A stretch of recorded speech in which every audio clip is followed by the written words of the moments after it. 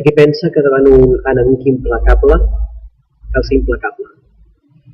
Hi ha qui pensa que davant la crueltat de l'enemic l'únic que val és evitar els seus objectius, posar els teus al davant dels seus i avançar amb més força que la que ell empenya en direcció contrària.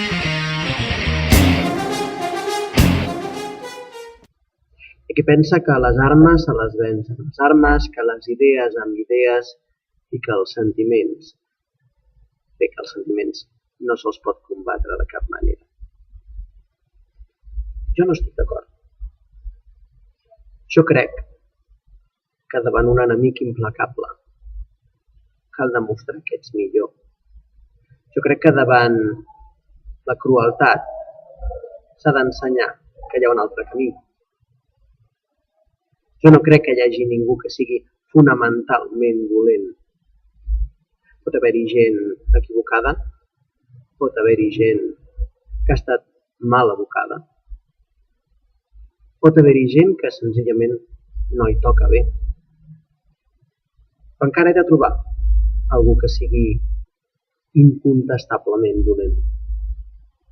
No ens podem rebaixar davant dels nostres enemics. La nostra és una batalla real, però també és una batalla moral.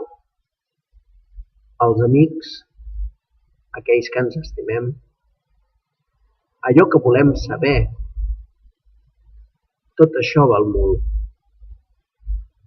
Val tant que no ens podem vendre a nosaltres mateixos i allò que defensem per aconseguir una victòria més.